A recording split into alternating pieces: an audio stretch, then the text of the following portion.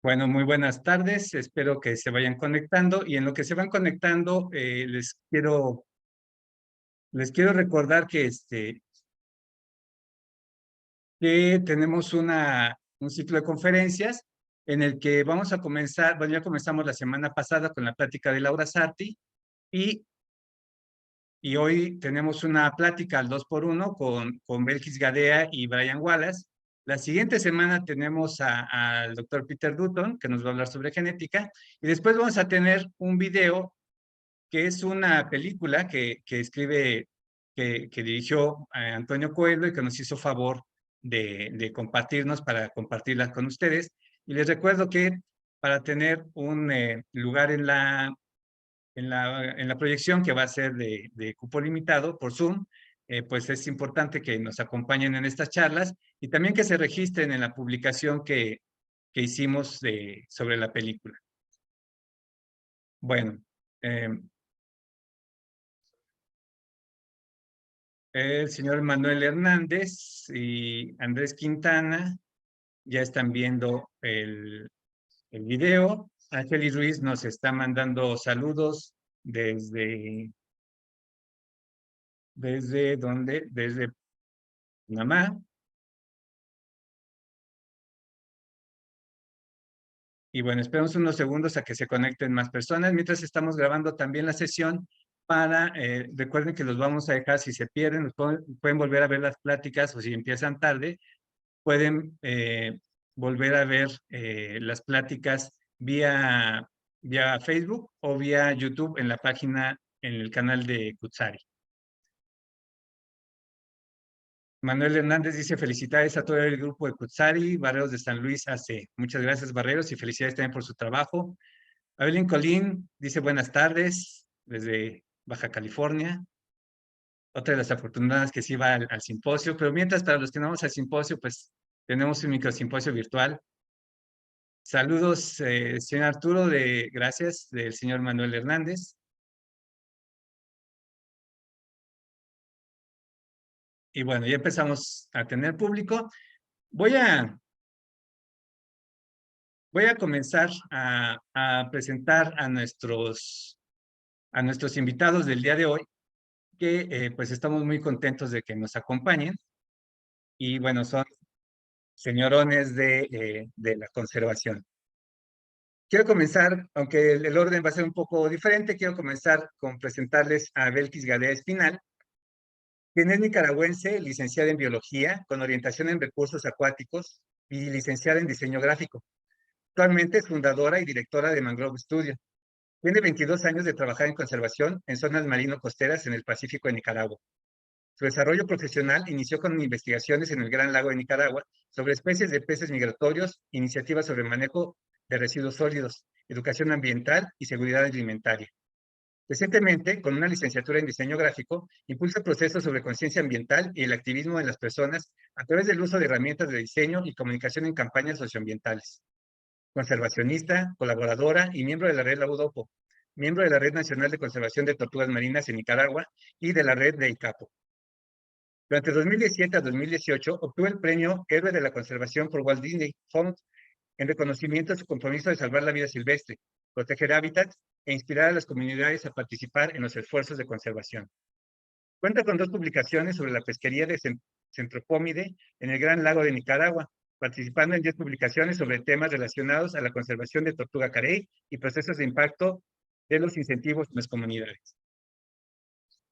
Entonces, un aplauso para Belkis. Y nuestro primer ponente de hoy, que les decía que tenemos 2 por 1, va a ser Brian Wallace.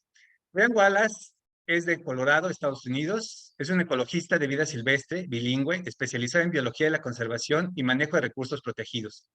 Su trabajo integra investigación primaria, colaboración y facilitación para evaluar cómo las personas afectan los recursos naturales y desarrollar estrategias para el manejo de recursos dentro de presupuestos limitados.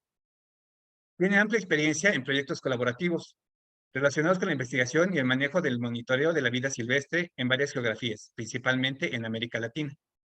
Durante su carrera ha trabajado con muchos actores, colegas y socios diferentes. Ha aprendido que el equilibrio entre las perspectivas y prioridades es la clave para una ciencia eficaz y soluciones de conservación exitosas.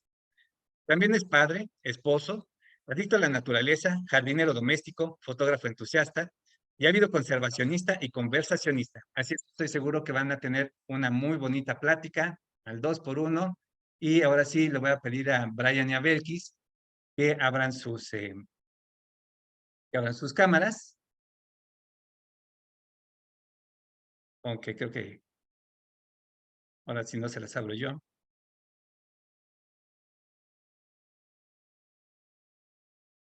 Un segundito.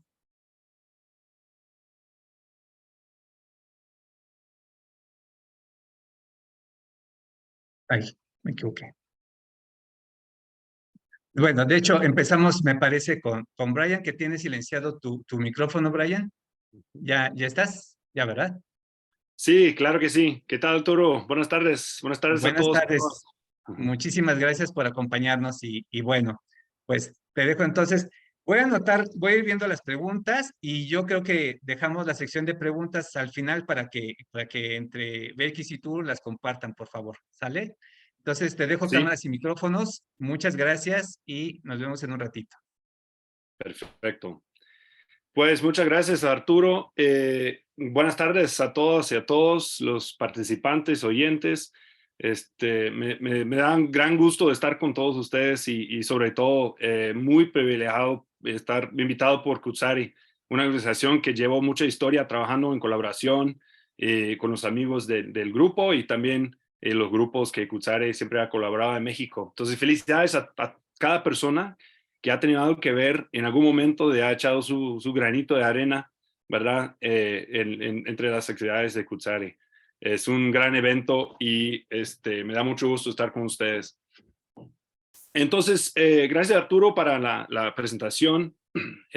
Como dijo, para los que todavía no he tenido el placer de conocer, soy Brian Wallace. Yo con Belkis coordinamos la red para la conservación de la tortuga laúd en el océano Pacífico Oriental, Red Laudopo. Y entre los dos, como hacemos pues la mayoría de las actividades que tienen que ver con coordinación de la Red Laudopo, las hacemos en conjunto, también nos corresponde el día de hoy una charla 2x1. Entonces, me toca primero platicar un poquito más allá de la red y, y, y platicar un poquito sobre el contexto más regional y más allá del día de hoy y la situación actual. Más bien, quiero dar como un panorama un poquito sobre el pasado, presente y el futuro de la especie en la región. Pero como sorpresa, no voy pasando el tema en ese orden del pasado, presente y futuro, pero ya lo van a ver.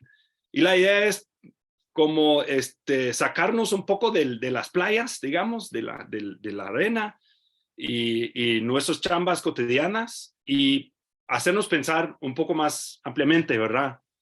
Poner en contexto lo que estamos haciendo ahora y cómo se encaja en una historia muy, muy rica que para los que se conectaron para la primera conferencia que dio la maestra Laura Sarti, ya recibieron una buena historia del proyecto Laúd y los trabajos con Laúd en México. Entonces voy enseguida más o menos con ese tema. Bueno, para que vean bueno, qué pasa con ese gringuito de Colorado, Estados Unidos, y qué tiene que ver con Kutsari y con la U de México. Fíjense que mi primer experiencia fuera de mi país en la conservación y primera experiencia con tortugas marinas fue precisamente en México, en Agua Blanca, en Baja California Sur. Supuestamente esa foto se tomó en más o menos el año 2000. Eso quiere decir que yo tenía en ese fotito, digamos, como 10 años, obviamente.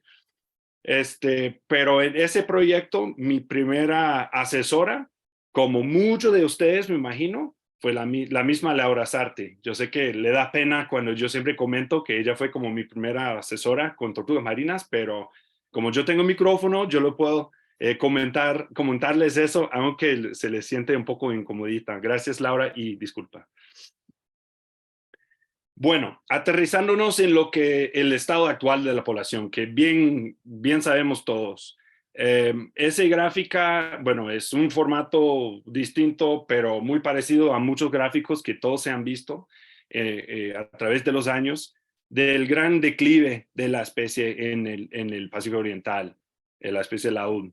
Entonces, empezando en los 80 con los primeros registros oficiales en México, se sumaron Costa Rica y Nicaragua también, más o menos en los 80 hasta 90, pero es donde precisamente se empezó a disminuir la población. Pues debido al declive de mayor de 90% durante las últimas décadas, se ha registrado como en peligro crítico de extinción según la UCN, la lista roja del UCN, que bien sabemos. Sin embargo, una cosa que creo que Laura también recalcó que es importantísimo destacar otra vez, es si enfocamos en los últimos años, bueno, las barras más chiquitas que corresponden a la abundancia mínima en la historia de la población que tenemos oficialmente, fíjense que aunque andamos en números muy bajitos en comparación con los anteriores, no se han ido todavía. Aún existe la población, aún hay laudes en el Pacífico Oriental. ¿Y por qué? Es debido a los grandes esfuerzos de muchos de ustedes y muchos más que no están con nosotros ahorita, de conservación, tanto en las playas, en México, Centroamérica, como en el agua y como trabajando con pescadores y con otros usuarios que interactúan con la especie. Si no fueran esos grandes esfuerzos de conservación, pues es muy posible que no habrían laúd ya en el Pacífico Oriental. Entonces, no se han ido todavía nos queda la esperanza.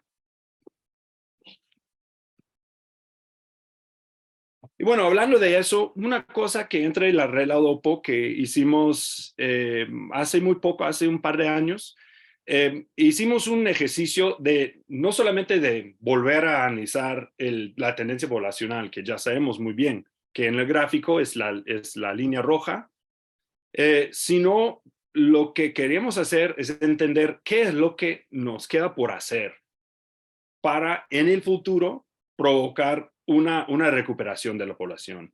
Entonces juntamos mucha información a nivel regional a través de muchos socios, muchos proyectos, varios países, y hicimos un ejercicio de modelación de la población. Y en ese modelo construimos algunos escenarios de conservación. Si hiciéramos esto y un porcentaje más de esfuerzo, o si lográramos ese porcentaje más de éxito, ¿qué pasaría? Entonces, al final, lo que entendemos ahora es que sí, el estado de población sí es grave, pero aún nos queda tiempo y oportunidad de recuperar la población. ¿Y cómo? La reducción de mortalidad en las adultas la tenemos que reducir en 20% o más, y lo más pronto posible. Y como bien sabemos, la amenaza principal sobre las adultas es la pesca incidental. Y claro que contamos con el apoyo y el expertise y los grandes esfuerzos de muchos socios que trabajan con pescadores en varias escalas a nivel regional. Entonces, ojalá que ya tengan más éxito y más éxito. También no es dejar de lado la protección de las tortugas y sus nidadas y sus tortuguitas en las playas de anidación. Los escenarios que nos darían mejor éxito son las que contemplan no solamente reducción de mortalidad, sino también un aumento de protección y producción de tortuguitas. Entonces, lo bueno es que sí, la lucha sigue. Nosotros seguimos dando mucho esfuerzo desde México hasta Chile y de la costa a mar adentro, muchos proyectos, muchos socios y muchas propuestas para nuevos trabajos que están en marcha también. Es más o menos la situación actual, pero como les decía en la introducción, no voy a aterrizarme en las amenazas, no voy a aterrizarme en las cosas que ya sabemos y tenemos bien claros, porque, claro, cada uno de nosotros estamos haciendo nuestros trabajitos, ¿verdad?, para disminuir amenazas, para promover la sobrevivencia de la especie y la conservación en general. Entonces, voy a profundizarme más bien en como el contexto en que todo eso todo el esfuerzo en conjunto a nivel regional se está llevando a cabo. Voy a hablar más sobre las condiciones ambientales, que en realidad no tenemos mucho que ver, no podemos afectar muchísimo cada uno de nosotros, pero igual es muy bueno poner en contexto nuestras actividades, porque claro que para cada acción hay reacción, pero las reacciones en cuanto a la recuperación de la población, que no ha sucedido todavía, no es por falta de esfuerzo, o no totalmente. También tiene mucho que ver con lo que no vemos y no podemos ver mucho. Entonces, como muchos de ustedes ya saben, las condiciones ambientales están afectados muchísimos y controlados casi por el ciclo del niño y la niña. Y que curiosamente que estamos en el tercer año enseguido de la niña, aunque es a la misma vez la niña más cálida en la historia. Y bueno, ¿qué tiene que ver el niño y la niña? Pues cuando hay un fenómeno, no voy a profundizarme muchísimo en los detalles oceanográficos, sino en presentar rapidito lo del niño y vamos con lo que tiene que ver con la UN específicamente. Cuando hay condiciones que corresponden a una fase del niño, las temperaturas del agua en el Pacífico Oriental principalmente se calientan más y cae menos lluvia. Y la niña es al revés. No en toda la zona. Yo sé que varía muchísimo de una playa o una región, una parte de la región de otra, pero estoy hablando a nivel regional. Y la niña es al revés. Y se supone que las condiciones de la niña favorecen más la disponibilidad de recursos que ocupan las laúdes para poder reemigrar a sus playas de anidación. Entonces, para que lo guarden en mente. ¿Cómo afectan esos ciclos del niño y la niña en la tortuga laúd? Pues se supone que en las condiciones del niño, un poco más calientes, un poco más secos, digamos en las playas, se corresponde a un bajo éxito de eclosión comparado con las fases de la niña, cuando la eclosión mejora mucho. Y eso ya sabemos a través de décadas de investigación sobre temperaturas en los nidos, exhumaciones de nidos para cuantificar la eclosión, el desarrollo embriónico, etcétera. Mucho trabajo que Kutsari, precisamente, y CONAM y otros de México han liderado mucho. Y no solo afecta al niño y la niña la eclosión y la producción de neonatos en la playa, pero también tiene mucho que ver el niño y la niña.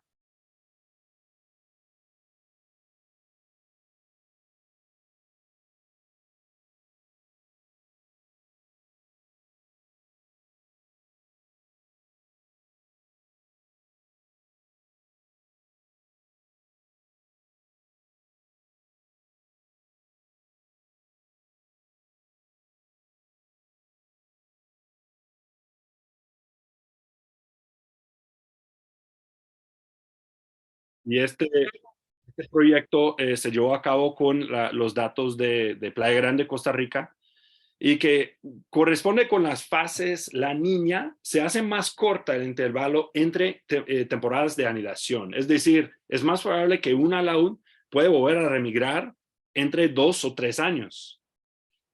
Por otro lado, cuando Brian, sí. permíteme, dame un segundo, Ok, porque me parece que se fue el internet y estoy viendo a que regrese la transmisión ok, en Facebook. ok, Me conecto. Ahorita ya nos reconectamos, pero quiero ver que estemos en Facebook otra vez. ok, sí está bien. Ay, sí, me están mandando mensajitos. A ver. Parece que ya está Sí, parece que ya. Mira, Sí, ahí ¿por qué te congelaste? Ok, ¿Tú lo estás viendo, Belkis? Ya se silenció. ok. sí, lo veo y está en movimiento. Yo creo que ya. Ok, gracias. Perfecto, entonces ya, seguimos, Brian, gracias, perdón, es que sí, se fue un No, no, momento el internet. tranquilo, Ah, tranquilo. Está bien. Sí, entonces, como decía, cuando hay fases del niño, como un año anterior de una temporada de anidación, hay una mayor probabilidad, hay una menor probabilidad más bien, que una alaúd pueda acumular suficientes recursos para remigrar. Se provoca que los intervalos de remigración se extienden de 4 años o más. Curiosamente, tanto en México como en Costa Rica hemos registrado intervalos de remigración de mucho tiempo, de 6, 7, 8, 9, 10 años a veces. Y es algo que yo creo que, claro que no pasa todo el tiempo, pero yo creo que muchos de los animales que hemos marcado, hemos visto en las playas que no han vuelto, tampoco se han muerto, que andan ahí buscando comida todavía. Es una hipótesis que tengo, pero que hay también apoyo por otras poblaciones de tortugas marinas, que se puede extender, esperar a que se mejore las condiciones para volver. Entonces es algo que vale la pena que guardamos en mente. Pues hablando de eso, de diferentes recursos y cómo afectan a la historia de vida de la especie, pues hay diferencias entre poblaciones de laúd, dependiendo de dónde estás en el mundo. Por ejemplo, comparando las laúd del Pacífico Oriental con las del Atlántico Noroeste, las del Pacífico Oriental son más pequeñas, ponen menos huevos por nidada y su intervalo de migración es casi doble las de sus primas del otro lado de las Américas. Y eso es algo que hemos estudiado ya mucho tiempo y tiene mucho que ver con las diferencias entre las condiciones oceanográficas que se enfrentan la misma especie, pero en dos océanos diferentes. Se supone que, por lo menos hasta que nosotros lo estuvimos estudiando, las condiciones oceanográficas en el Atlántico apoyan más a la remigración. Hay más recursos y con menos variabilidad.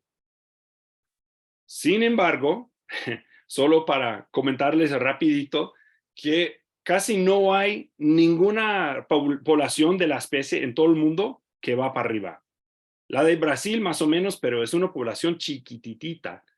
La del Atlántico Noroeste, que anteriormente era la población más grande del mundo, ahora también está en declive. Entonces es algo que estamos viendo mucho. Puede ser que algo ha cambiado con las condiciones en el Atlántico, que ahora casi se ven más parecidos a las del Pacífico, pero solo una notita rapidito sobre la otra especie. Bueno, eso es la situación actual. Ahora pensamos en el futuro. Y para pensar en el futuro, tomando como base la información que ya tenemos sobre las relaciones entre la laúd y las condiciones ambientales, ya vamos a pensar más en el cambio climático, por supuesto. ¿Qué tiene que ver entonces el futuro en cuanto a las condiciones según el cambio climático?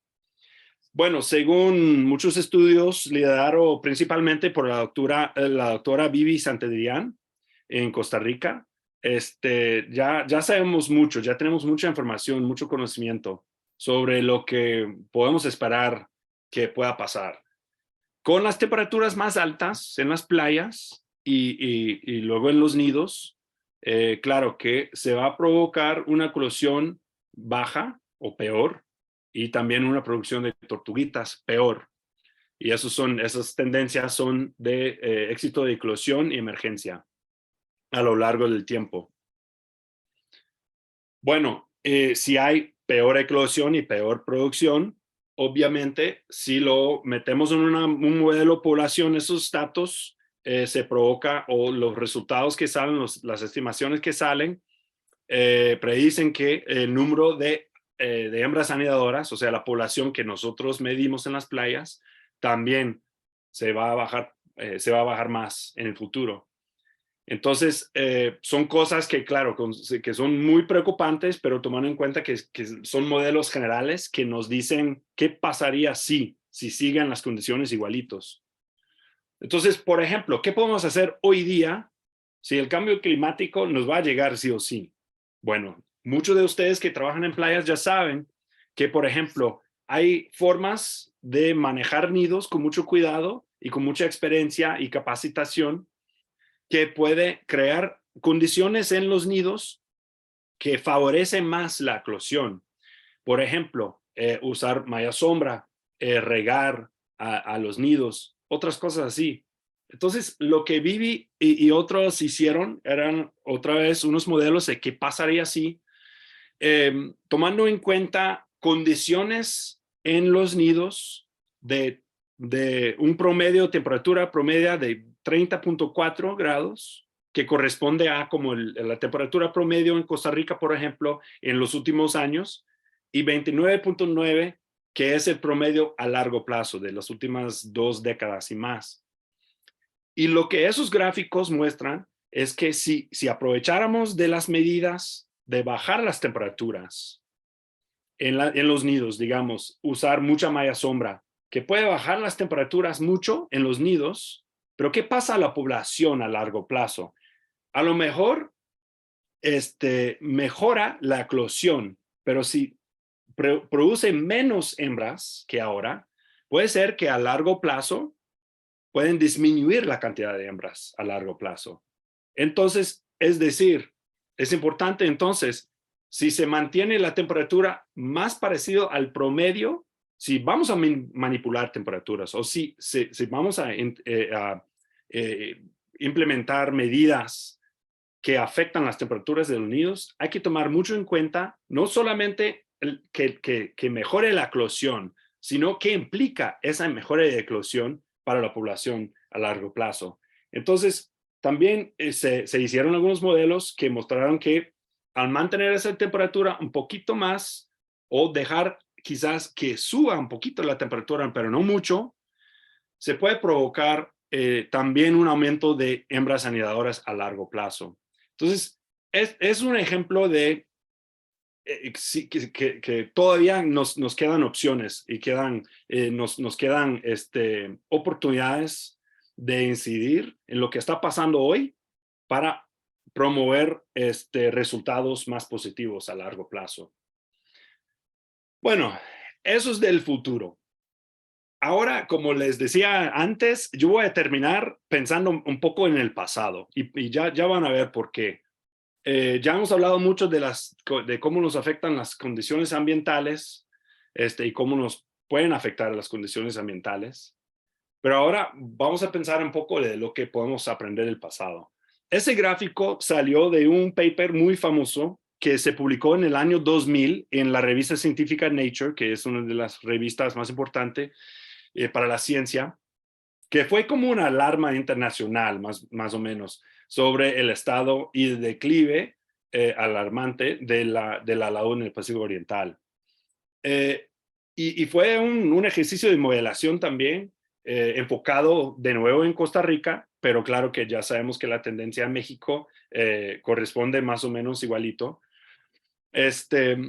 Y predijo más o menos, si se fijan aquí del gráfico de arriba, esos son años y ya estamos más allá que el gráfico. Pero esa tendencia, curiosamente, ha pegado casi igualito a lo que está sucediendo en Costa Rica el día de hoy, que se está disminuido, pero más o menos estable a números muy, muy, muy bajos. Pero bueno, si ya lo sabemos, ¿por qué entré de nuevo en un gráfico que ya sabemos? Ahorita les voy a decir por qué. Porque vamos a sacarnos de los datos, vamos a sacarnos de contar nidos, de contar tortugas, de hacer el trabajo de los biólogos. Y les voy a contar una historia de personas. Las dos señoras que están en esa foto son las famosísimas, por lo menos en la historia de la laúd en Playa Grande, Costa Rica. Doña Esperanza y doña María Teresa Cover, o doña Tete. Bueno, doña Tete era una bióloga de la capital. Y en ese entonces, en los años 70 más o menos, pues la gente de la capital nunca visitaba allá a esos pueblos y las playas muy remotas, muy de vez en cuando. Pero ella se dio cuenta o había escuchado algo de una colonia grande de baulas, de laúd. Entonces ella se fue a investigar y se quedó ahí tratando de conocer la situación, conocer a la gente que vivía ahí. Se notó un gran nivel del consumo de huevos, de colección para vender y consumo local también. Pero no siendo de la región, estaba muy delicada la situación que ella estaba observando como extranjera, más o menos. Entonces, doña Esperanza le acercó y se quedaron como amigas porque Esperanza se preocupó un poco por Tete. Entonces, cuando Tete tuvo que regresar a la capital, se dejó encargada, o Esperanza ofreció su ayuda más bien, a seguir observando, tratando de contar y registrar información sobre la población. De hecho, cuando se fue Tete, ella dejó con Esperanza un contador de huevos que muchos de nosotros hemos usado para contar huevos cuando se está poniendo la tortuga. Y no se fija muy bien en esa fotito de doña Esperanza, pero en su manito izquierda tiene un contador que le había dejado Tete para contar rastros. ¿Por qué contador? Porque doña Esperanza no sabía leer ni escribir, pero igual por amistad y por interés en los animales, interés en lo que estaba haciendo Tete, ella se acordó con tratar de hacer lo que pueda. Entonces, diariamente contó los rastros y bajó de su caballito y un señor ahí del pueblo que sí sabía escribir, apuntaron los números diariamente. Ahora, volviendo al gráfico, fíjense que las barras gris son camas, las negras son números más específicos según marcas PIT, entonces son números más exactos. Las de gris son de camas. ¿Y por qué el cambio? Porque las barras gris son los datos de doña Esperanza y de doña Tete, pero formaron como el ancle, digamos, la base para el modelo famosísimo que hizo la alarma a nivel internacional en cuanto a la situación de la conservación. Entonces, la doña Esperanza en realidad tenía mayor conocimiento de cualquier biólogo, bióloga que había visitado desde afuera. Entonces, yo personalmente, yo le agradezco muchísimo a doña Esperanza por tanto que me enseñó también a mí que nunca jamás iba a recibir en ninguna formación oficial, ni doctorado, ni maestría, ni nada. Entonces, ¿qué podemos aprender de los que saben más como Esperanza, hablando del pasado? Si volvemos al famoso gráfico de la tendencia poblacional de la especie, pues ya sabemos que en México los datos oficiales empezaron más o menos en los 80, los principios de los 80. En Costa Rica más tarde, pero igual en los 80. Pero yo siempre me preguntaba, ¿qué pasó antes? ¿Siempre ha sido igualito en los años anteriores? ¿Había más y el declive ya había comenzado? ¿O que no había? Y que cuando llegaron los biólogos oficiales tomando datos, estaban observando más bien el pico de la historia de la población. Y según la gente local, con mucho tiempo viviendo en la zona y conociendo ahí la playa desde las 60, dicen que en realidad en los 60 no había baula, no había laúd en la zona. La lora, la golfina, como le dicen en México, sí habían, y otras especies, pero laúd no. Entonces, curiosamente, parece que iba subiendo la población en los 70 para que hasta el final de 70, principios de 80, ya es donde comenzó la historia que nosotros sabemos como biólogos. Pero parece que había una historia muy interesante antes. Y a lo mejor Laura, si está, me puede corregir, pero si no mal recuerdo, yo le comenté esa historia hace años y le pregunté si ella había escuchado algo parecido según algunos de los grandes de las comunidades cerca de las playas de anidación de laúd en México, y me dijo que sí, que curiosamente en México no parece que la población siempre era como se lo encontró en los 80. Ahora, volviendo a las condiciones ambientales y tratando de explicar y poner en contexto un poco eso, que parece casi un ciclo de la población a largo plazo, a un plazo que no hay ninguna persona que ha sido testigo para toda la historia. Si se fijan que antes del 80, en ese gráfico, otra vez es un ciclo del niño en rojo y la niña azul. Se fijan que antes de los 80 había mucho más la niña que el niño. Entonces los oceanógrafos le explican como un periodo de la vieja. Estamos hablando de décadas, no solamente un ciclo, sino un ciclo de ciclos. La vieja parece que están relacionados con condiciones que favorecen el aumento poblacional. Pero luego, casi justo cuando llegaron los biólogos a contar la laúd en México y luego en Costa Rica, hubo un cambio de régimen, de la vieja al viejo. Más fases el niño que la niña y que corresponden a condiciones que no favorecen al aumento poblacional, o por lo menos las condiciones que necesitan la laúd. Corresponde también no solamente que tiene que ver con la laúd, sino hay un cambio de régimen al nivel del Pacífico Oriental. Obviamente que habrán impactos que se notan en todo el ecosistema, y es así. Durante la vieja correspondió a un régimen de anchoveta, pero hubo un gran cambio a un régimen de sardina, que corresponde a un cambio de las condiciones ambientales a largo plazo. Entonces, ese cambio de régimen, no solamente en condiciones oceanográficas, sino al nivel ecosistémica, obviamente que va a afectar a la laúd también. Echándonos más para atrás, ¿qué nos cuentan los ciclos glaciales y la genética que conserva la laúd en sus células, en su ADN? ¿Cuáles rastros, cuáles indicadores nos corresponden también? Claro que las condiciones ambientales no solamente han variado durante las últimas décadas, sino milenias. Todas las especies de tortugas marinas han pasado ciclos de expansión y contractación de sus distribuciones. Y el Pacífico Oriental es la región que desaparecen primero las tortugas marinas y vuelvan al final. La última fase de recolonización en el Pacífico Oriental empezó más o menos hace 20,000 años, que corresponde en el gráfico que cuando se puso de un periodo más frío a las condiciones en que estamos actualmente, más cálidos. También un cambio de nivel del mar de 400 pies, perdón. Y ya sabemos que las laúd son muy sensibles a las condiciones ambientales. Es decir, que hay ciclos más allá, más grandes, más amplios, más viejos y más profundos que nosotros jamás vamos a entender.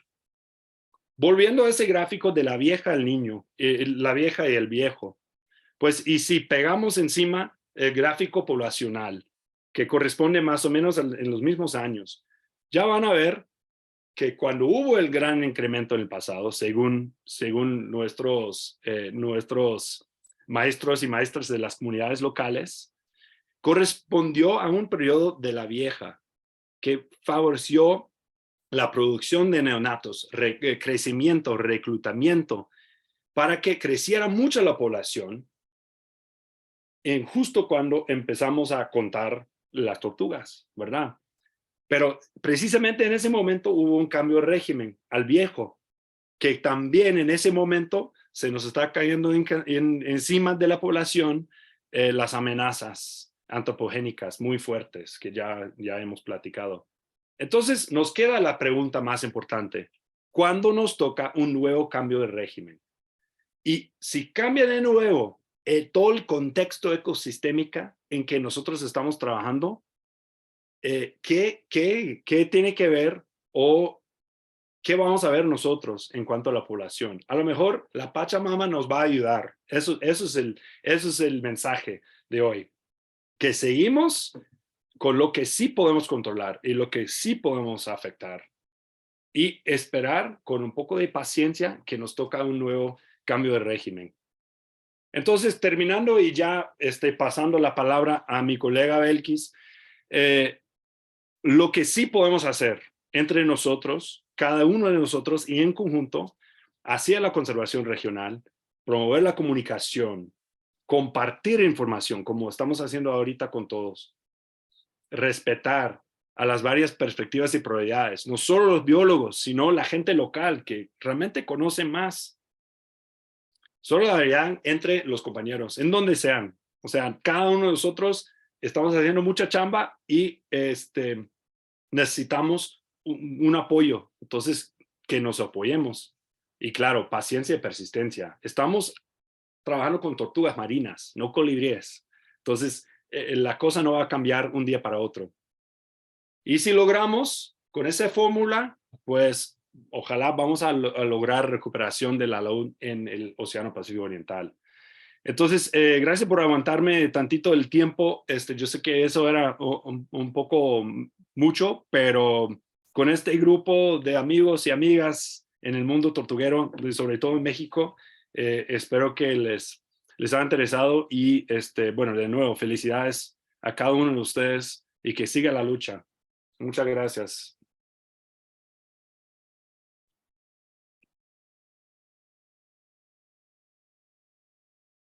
Muchas gracias. Buenísima la plática, Brian. Si te parece bien, nos seguimos con Belkis, y ya dejamos las preguntas al final para todos. ¿Dónde está Belkis? Belkis, ahí viene.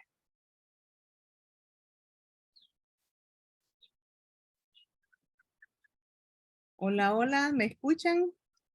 Ya, te escuchamos. Bueno, Belkis, te dejo cámaras y micrófonos. Bárbaro, vamos a comenzar a compartir pantalla.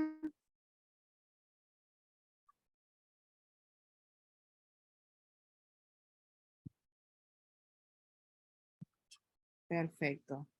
¿Se ve bien? Sí, se ve bien. Genial. Bueno, muchísimas gracias. Gracias a todos los que se han unido a la conversación de hoy en la tarde, que espero sea muy fructífera para todos, para intercambiar pensamientos, para intercambiar visiones, para compartir, para sumarnos a la lucha. Como dice Brian, la lucha sigue. Igual, yo al lado de Brian, ¿verdad? Soy parte también de la red Laudopo, un miembro más de esta iniciativa. Y en conjunto llevamos este trabajo que es bastante arduo, intenso, pero que estamos seguros de que muchos, tenemos el apoyo de muchos en toda la región. Vamos a hacer un cambio de switch, ¿verdad? Ya vimos toda esta parte científica que es fundamental, que es muy importante, ¿verdad? Tanto en la fase marina como en la fase de playas, como en la fase climática, todos los retos que tenemos y que implican para la recuperación de la especie. Sin embargo, detrás también de este trabajo hay una línea muy importante que tiene que ver con la coordinación, la comunicación, el trabajo en conjunto. Y es por eso que mi presentación va a estar enfocada un poquito a que la audiencia que tenemos el día de hoy conozca un poco más de la red Laudopo y además de eso, cuáles han sido los impactos de esta red en el tema de conservación de la laúd del Pacífico Oriental. Obviamente no puedo comenzar sin, ¿verdad? Retomar un tema muy importante. Felicidades, Cuxari. Son 20 años trabajando por la conservación de tortugas marinas en las extensas playas, ¿verdad? De México. Felicidades a todos los mexicanos también. El trabajo de conservación de tortugas es un trabajo muy duro y 20 años significan mucho aporte para la recuperación de todas las especies de tortuga marina y en especial de la tortuga laúd. Cuxari también es parte de los miembros de la red. Nos sumamos, ¿verdad? Tanto a la presentación y a la felicitación hacia esos 20 años. Un aplauso para ellos y que sigan trabajando arduamente y que sigan heredando a los nuevos biólogos comunitarios, entidades de gobierno, a todos los que se quieran sumar, no importa, ¿verdad? Su carrera, su profesión, su trabajo, que se sumen, ¿verdad? A llevar esta estafeta. Así que muchísimas felicidades, Cuxari. Y bien, quiero comenzar con esta frase muy interesante que dice: la colaboración puede salvarnos y a las laúd también. Como saben, esto ha sido un ciclo de presentaciones. Primero comenzamos con la doctora Laura Sarti, de quien quisiera retomar unas palabras muy importantes que creo que se suman a las palabras también que Brian ha mostrado para el cierre de su presentación. Abro comillas y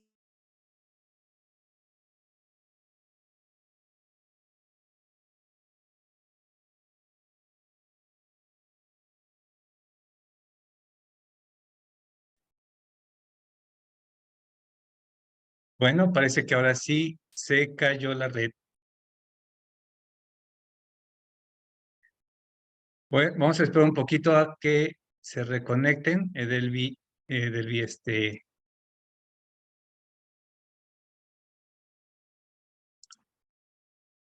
sí, vamos a esperar un segundito.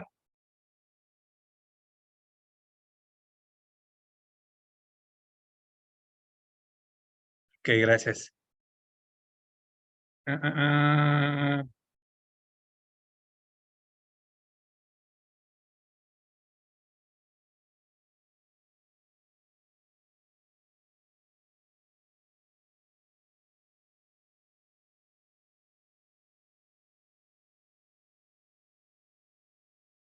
Está Brian con nosotros, pero se le fue la red, me parece que a Belkis.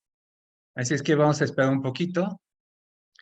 Mientras les puedo ir platicando que eh, nos está diciendo Javi Bicho Jellyfish, el buen Javier, acá estamos. Gracias, Javier, por acompañarnos.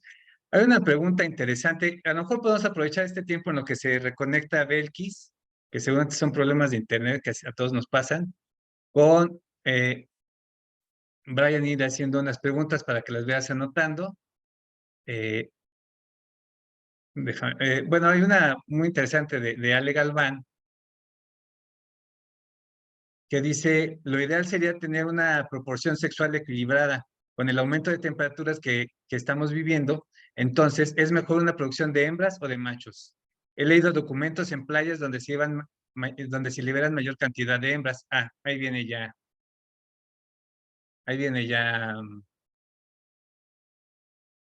y ya estamos por acá.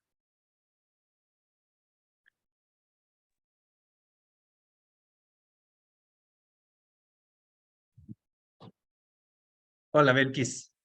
hola, hola. Se nos fue la señal, pero bueno, se te fue, me parece, pero ya estamos otra vez. Ok, mil disculpas, pero bueno, ya estamos aquí. No pasa nada. A ver dónde nos quedamos. Sí, se mira la pantalla. Allá. Sí, ya se ve bien. Sí, se ve perfecto. Oye, Perfecto. qué chulada de presentación. Mil gracias. Me has dejado muy conmovido con tus felicitaciones. Pero bueno, te dejo cámaras y micrófonos para que sigas con tu plática. Gracias. Muchísimas gracias, mil disculpas a todos por el corte, pero no crean que he olvidado por dónde nos quedamos y abro paréntesis nuevamente y retomo las palabras. Dice, se requiere coordinación entre diferentes actores y diferentes países y a diferentes niveles. Y precisamente es la forma en que también Brian ha terminado la importancia de la colaboración de todos en la región, desde México hasta Chile. Y bien, pero ¿cómo unirnos para un fin común en la región? ¿Cómo unirnos para un trabajo regional en donde todos queremos recuperar las especies y en donde tenemos el reto de 12 países, ¿verdad? Que compartimos un recurso marino distribuido en las aguas por migración, por alimentación y que además visitan nuestras hermosas playas del Pacífico Oriental. También, en medio de toda esta actividad biológica de este recurso, sabemos que compartimos amenazas como captura incidental, ya mencionada por Brian, no vamos a profundizar el tema, y también el saqueo de las anidaciones de la especie y en algunas ocasiones incluso el consumo de este tipo de especie de tortuga. Y son problemáticas que compartimos no solo un país, sino que lo compartimos en la región. También debemos reconocer en un proceso de trabajo en conjunto el hecho de la idiosincrasia. Ahí puse una fotito en representación, ¿verdad? De toda la diversidad que tenemos en nuestra región. reconocer de que nos comunicamos de forma diferente y que incluso el recurso puede ser importante para nosotros de formas diferentes, con enfoques diferentes. Todos estos retos podemos juntarlos y tratar de promover la comunicación, el respeto, el compartir información, todo con un fin común, generar una colaboración regional, porque compartimos una especie que, como mencionábamos ya anteriormente, está en peligro crítico de extinción.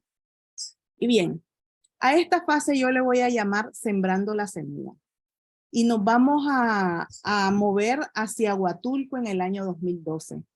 Es allí donde surge el primer nacimiento del plan de acción para detener el declive de esta especie, el alaúd, ¿verdad? De Hermochelis coriacea, y donde la iniciativa, a través de la iniciativa de una serie de personas, investigadores, científicos, biólogos, organizaciones, instituciones, se reúnen y tratan de comenzar a abordar el tema de la situación de esta especie y generan este documento muy, muy importante porque empiezan a describirse los primeros lineamientos, las estrategias, las acciones y las prioridades.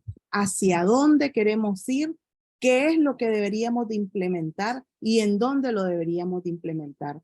Por eso le llamo a esta etapa la primer semilla. El momento en que nacen realmente acciones pensadas en conjunto. Y es a partir de este plan de acción, ¿verdad?, que se generan 3 estrategias muy importantes para quienes todavía no han tenido la oportunidad, ¿verdad?, de ver el plan de acción. Una de las primeras estrategias trata sobre el hecho de cómo reducir la mortalidad de captura incidental que se da a través, en el momento en que interactúan las pesquerías con esta especie, ¿verdad?, durante sus migraciones. La segunda estrategia es proteger las playas de anidación e incrementar la producción de cría. Ya Brian nos acaba de dar todo una pincelada muy, muy importante de lo que implica la producción de crías y no solo el hecho de la producción, sino cómo impacta, ¿verdad?, la parte ambiental en ese trabajo tan difícil y que al final implica también ya sea producción o de hembra o de macho según la temperatura. Todos sabemos, ¿verdad?, de que la temperatura es un factor relevante en la determinación del sexo de los neonatos de tortugas marinas.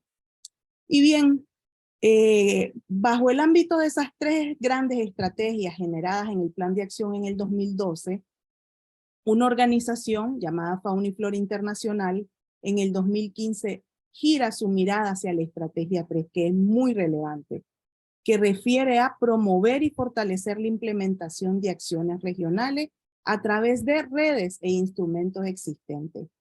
En ese momento, al iniciar este tipo de acciones, una de las preguntas es, ok, nos unimos, nos reunimos, pensamos qué podemos hacer la especie, hacia dónde queremos caminar en conjunto.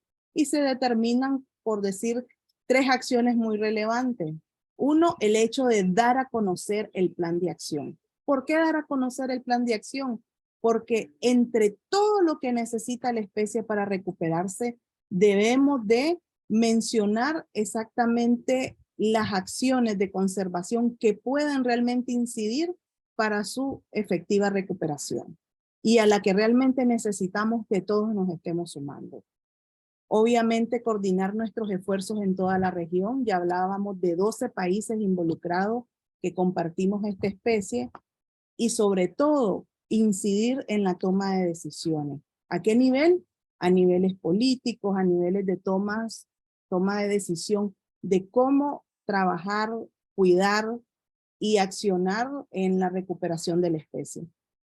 Pues bien, desde el 2012 que se genera este plan de acción, pasan 2 años durante el cual realmente comienza a irse fortaleciendo este grupo de que representa y está ubicado en los diferentes países de toda la región y vamos convirtiéndonos en un grupo con un fin común, al cual llegamos a ponerle un nombre, en este caso Red Laudopo, ¿verdad? De la laúd del Océano Pacífico Oriental.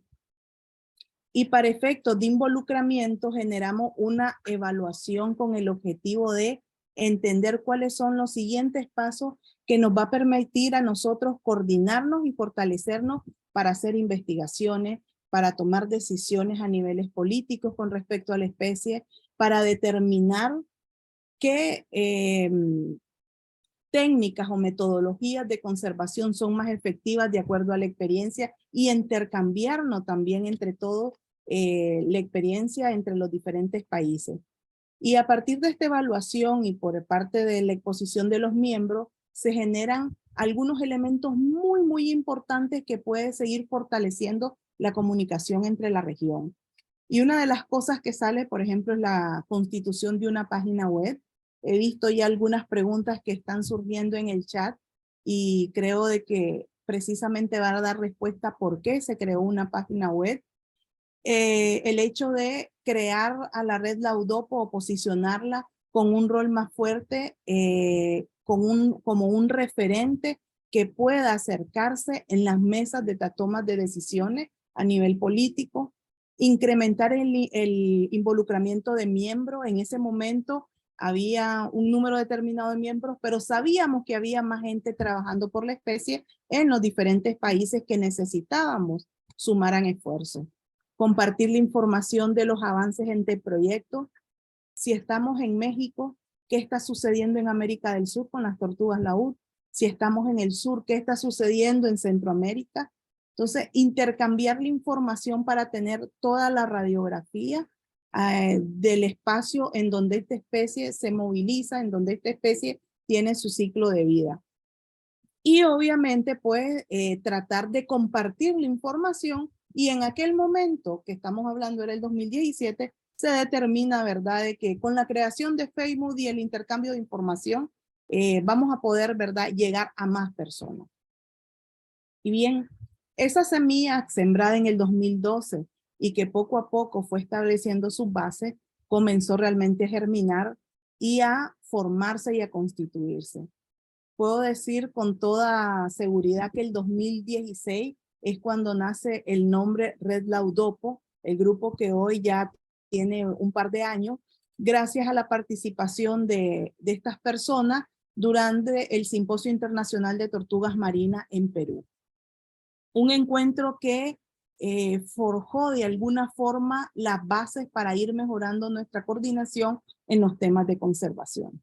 ¿Qué discutimos en ese entonces? Bueno, además de conocernos los que no nos conocíamos de los diferentes países y poder establecer una comunicación entre ellos, también pudimos ponernos de acuerdo de cuál era realmente la situación de la especie, qué sucede en tu país, qué sucedía en el mío, establecer qué información era relevante recopilar. Cuando nosotros somos biólogos, ecólogos o con carreras afines y investigadores, realmente cuando generamos una investigación para nosotros, todo es altamente importante. Y en efecto lo es. Sin embargo, hay información clave y prioritaria. Por tanto, era fundamental definir cuál era la información que a nosotros nos iba a permitir a nivel regional reportar y entender sobre el comportamiento de la especie. Y a partir de ese encuentro quedó establecido, ¿verdad? Podernos encontrar e intercambiar información en los diferentes países o espacios que se fueran generando como talleres de intercambio de investigación, de iniciativa, de experiencia. Bien, la semilla ha germinado, tenemos a una red constituida, pero necesitamos pasar a la siguiente fase. ¿Cómo realmente podemos comenzar a ser reconocidos, sentarnos en una mesa y saber que de alguna forma podemos hacer las recomendaciones más apropiadas para la recuperación de la especie? Eso implica, me imagino, de que muchos han estado, de los que están presentes hoy escuchándonos, han estado en algún momento involucrados en procesos constitutivos, ¿no? Formar fundaciones, formar organizaciones, incluso formar grupos deportivos. Cualquier grupo que formemos con un fin común necesita tener una imagen. Y aunque pareciera algo desligado de la conservación, no lo es. Porque la conservación también necesita posicionamiento, necesita divulgación, necesita comunicación. Y es así de que con toda la participación de los miembros existentes en ese momento de la red, se empezó a definir quiénes somos, a establecer principios entre nosotros, a tratar de facilitar y recordar a las demás personas que no saben qué es la LAUD o qué es la red Laudopo, cómo recordarnos, e incluso también a poder tener voz en mesas de discusión. Y así se comenzó a trabajar lo que nosotros llamamos a veces los diseñadores gráficos también, lo que es la identidad corporativa de la red. Y se generó la imagen que hoy pueden ver abajo, ¿verdad? Lo que nosotros llamamos un logo, un logotipo para representar a nuestra hermosa red en pro de la salvación de la especie. Para los que tienen muchos años de ver este logo y todavía no conocen un poco su representación, vamos a compartir rápidamente. El logo, como ustedes ven, tiene dos colores muy interesantes que representan los dos ecosistemas en los que la tortuga laúd y todas las especies de tortugas marinas de alguna forma recorren en su ciclo de vida. La parte anaranjada representa toda la franja costera, las playas de anidación, y la parte azul evidentemente representa el océano, las zonas costeras, las zonas marino-costeras. Parte de eso, como ustedes pueden ver, para los que hoy nos están viendo y tal vez no estén en el tema de tortugas marinas, hay una diversidad de especies, una variedad de especies de tortugas marinas, pero en particular la tortuga laúd tiene características muy específicas que están representadas en la imagen, como son las quillas, ¿verdad? Que de alguna forma son evidencia o son requisitos taxonómicos para ser parte de esa especie. Y finalmente podemos ver algo que es lo que nos representa. La red somos un grupo de personas unidas por un fin común, y es sus aletas, sus largas y extensas aletas, ¿verdad? Que abrazan a toda la región de América y que al mismo tiempo representa levemente lo que es la geografía de la línea costera del Océano Pacífico. Entonces, eso representa de alguna forma nuestra imagen, nuestra red, nuestra especie, nuestra unión. Pues bien, ya estamos unidos como grupo, nos estamos comunicando, estamos conociéndonos entre países para poder trabajar investigaciones, estamos intercambiando experiencias, pero también necesitamos mejorar todas aquellas herramientas comunicacionales que nos ayude a facilitar la investigación. Por aquí miraba algo muy interesante. Alguien preguntaba, ¿tienen algunos artículos científicos sobre un tema específico? En este caso creo que tiene que ver con, dice, sobre liberación de machos. Gracias. Ok, no voy a contestar la pregunta en este momento que estamos en la presentación, pero déjenme contarle que la página web que ustedes están viendo tiene diferentes capítulos y entre ellos tiene un elemento y una página muy importante que es la biblioteca virtual, en donde ustedes pueden encontrar una variedad de información, artículos, manuales educativos para educación ambiental, otros son manuales para cómo trabajar en las playas, en los viveros o corrales, como llaman en México, cómo trabajar cuando cae una tortuga en el mar y tienes que resucitarla, rescatarla y liberarla, pues todo ese tipo de información específicamente para esta especie se encuentra en esa biblioteca. Además de eso, hay una sección de miembros en donde ustedes pueden conocer qué organizaciones, qué personas están trabajando en su país sobre esa especie y poderse poner en contacto con ellas. Hay área de noticias y si usted encuentra una laúd varada, si encuentra un reporte de un acontecimiento de esta especie, también puede enviar la información a través de la página web e incluso esto se suma a un mapa global que nos va a permitir a nosotros ir entendiendo reportes de avistamiento de individuos vivos, avistamiento de individuos muertos, apariciones en playas donde tal vez nunca se había visto o teníamos años de no verlo, y eso nos permite conectarnos y tener la información a nivel regional. Además de eso, están las redes sociales. En las redes sociales contamos, ¿verdad?, con un Facebook, con un Instagram. Aquí están las direcciones. Esperamos que los que todavía no lo conocen puedan seguirnos, porque lo más lindo de esto es que puedes encontrar además ilustraciones educativas que pueden ayudar a tu trabajo en el día a día. No solo ilustraciones, sino artículos científicos que están publicando nuestros miembros, conocer otras organizaciones que también están reportando época de nacimiento, que están reportando necesidades de voluntarios, y eso de alguna forma nos sigue conectando. Contamos con un grupo de WhatsApp para la comunicación y también con un correo que ustedes pueden anotar en caso que deseen comunicarse con nosotros.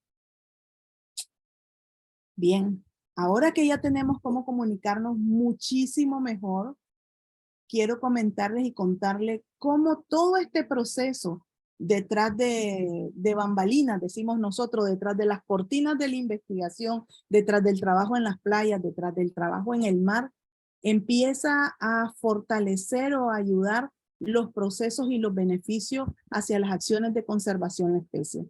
A partir de todo este proceso que acabo de contar rápidamente, empezamos a obtener beneficios e impactos muy, muy importantes. Una de las cosas que nos sorprende hasta el día de hoy es que hoy somos más de 80 miembros entre personas naturales y organizaciones, personas de gobierno, instituciones, y todos tratando de cómo trabajar por la recuperación de este individuo, que es la laúd. Entonces, tenemos esfuerzos coordinados, comprendemos las estrategias que son prioritarias y estamos canalizando nuestros esfuerzos hacia esas estrategias. Estamos teniendo acceso a pequeños fondos que nos permiten de alguna forma impulsar proyectos regionales. ¿A qué me refiero con proyectos regionales?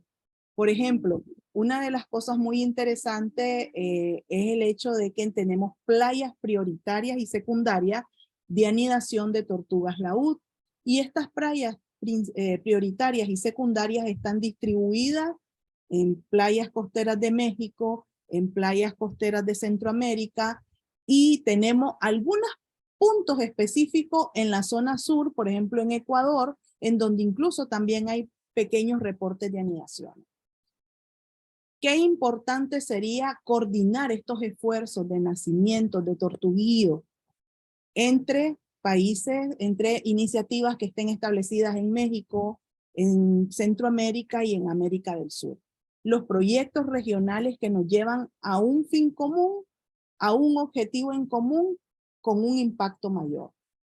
Por otro lado, otro de los beneficios es que al intercambiar información, podemos aplicar, Brian mostró en algún momento en sus presentaciones, modelos aplicados para ver las tendencias de la población. Incluso también para entender de todas las iniciativas de conservación cuál podría ser más efectiva en la recuperación. Y esos modelos no son posibles si no tenemos la información científica generada en cada uno de los países. Y es por eso de que también el hecho de impulsar proyectos regionales y la comunicación y la sinergia entre los miembros es altamente relevante. No solo para ver la tendencia de la población, sino para generar recomendaciones que hoy en día, gracias a todo este trabajo que se está haciendo, se pueden compartir con los tomadores de decisiones que representan y que están comprometidos, ¿verdad?, en la recuperación de la especie, y que se sientan en la mesa, por ejemplo, de la Comisión Interamericana de Tortugas Marinas, la CIT, y que de alguna forma generan resoluciones, medidas y compromisos de los países para la recuperación de la especie. Gracias a esta comunicación quedaron establecidas reuniones regionales en donde podemos encontrarnos en los diferentes países. Aquí tenemos algunas fotos, ¿verdad? Unos han sido en Nicaragua, otros en México, otros en Perú, en Chile, por diferentes lugares, en donde tenemos un espacio más cercano para compartir información sobre nuestras experiencias. El tema de la temperatura con tortuguillos es un tema extremadamente amplio. Podemos hacer un simposio de 4 días para entender cómo el niño y la niña afecta eso. pero quienes tienen más experiencia en el tema pueden compartir sus recomendaciones con los países que también están trabajando el tema de anidación y que no tienen todavía investigaciones de ese nivel, pero que ya hay información generada y de ahí surgen manuales y guías. Entonces, el intercambio de experiencia y el intercambio de conocimiento se da mucho gracias a estos espacios y también gracias a la sinergia que hemos venido desarrollando con nuestros miembros. Y bien, por aquí tuvimos un stop en el 2019. Esta foto nada más es para recordar cuando comenzamos a enfrentar la pandemia, pero cómo de alguna forma las herramientas, venirnos preparando y comunicándonos de esa forma desde el 2015 que iniciamos a tratar de mejorar y a utilizar todas las herramientas comunicacionales, nos permitieron aún en pandemia reunirnos y nos permitieron todavía seguir intercambiando información. Aquí mostrando algunas de las publicaciones, una de estas fue citada también por Brian, el hecho de cómo podemos implementar investigaciones y modelos gracias a compartir información con los formatos establecidos por la red, que además están en coordinación con formatos establecidos por la CIT, la Comisión Interamericana de Tortugas Marinas, y también cómo generar alianzas con otros actores. Gracias a todos esos procesos y a la participación de Mesa, quiero decirles que todos los miembros en conjunto a diferentes niveles han logrado acompañar a la CIT y participar y en la declaración de resoluciones aprobadas que permiten y establecen medidas a cumplir por los diferentes países en América, los cuales están, ¿verdad?, asociados a la CIT, para promover la recuperación de la tortuga laúd con las medidas establecidas en estas resoluciones. Eso es incidencia política. Significa poder dar a los políticos la información necesaria para poder tomar decisiones. Y bueno, comenzamos con una semilla sembrada que fue el plan de acción, que hoy en día esto es una noticia, podría decir que es el prelanzamiento.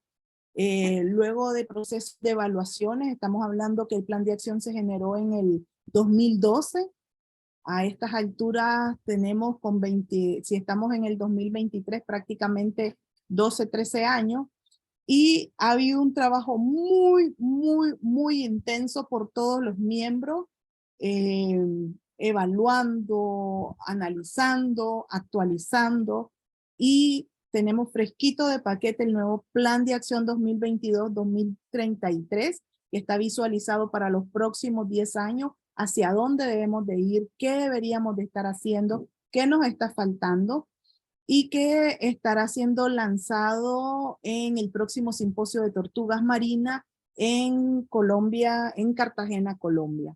Así que estén atentos porque también va a haber en su momento su circulación digital. Y bueno, ya vamos llegando al final, pero entonces luego de todo esto, ¿cuáles son los próximos pasos? Una de las cosas muy importantes que mencionó Brian y también la doctora Laura Sarti en sus presentaciones y que no podemos perderla de vista es que la recuperación de una especie no solo se trata de trabajar con la especie. Por eso la red Laudopo enfoca sus acciones no solo en la especie que tiene que recuperar, sino en las comunidades. No debemos de olvidar que las comunidades serán hoy, mañana y en el futuro nuestros aliados número 1 en la conservación. Pescadores, comunitarios que están en las playas, que en algún momento han saqueado un nido, pero eso no significa que es nuestro enemigo, significa que es nuestro principal aliado, porque el trabajo con ellos es lo que nos va a permitir realmente trabajar por la recuperación en forma efectiva. No solo la ciencia, sino también reconocer los actores involucrados en el proceso. Y desde ese punto de vista, pues este 2023 la red Laudopo estará lanzando lo que llamamos nosotros el Salón de la Fama, el Salón de Héroes Laúd, en donde pretendemos reconocer a todas estas personas que desde la playa, desde el mar, desde su posición de gobierno, desde su posición de voluntario, está haciendo un esfuerzo, un trabajo maravilloso por recuperar la especie. Esperamos comenzar sobre todo con los comunitarios que tienen trabajo directo, ¿verdad? Ya que ellos han pasado por todo un proceso en donde la recuperación de la laúd incide de forma directa en su vida, incide de forma directa en su economía, incide en forma directa en su cultura, por lo cual tenemos que trabajar de la mano. Y aún así, tenemos, yo no sé si lo han visto, muchos reportes en Facebook, en Instagram, pescadores liberando tortugas laúd, comunitarios tratando de entregar un nido para que sea conservado y no consumido. Y son esas personas las que están haciendo, además de nosotros, no un esfuerzo, están haciendo doble o triple esfuerzo porque incide todavía 2 o 3 veces más en sus vidas. Así que una de las cosas que queremos trabajar más de cerca ahora es ese reconocimiento a esos aliados número 1. Y por el otro lado, seguir fortaleciendo la parte, ¿verdad?, de comunicación durante la evaluación del plan 2012, se entendió, se reconoció que es necesaria una estrategia de comunicación. ¿Y para qué una estrategia de comunicación?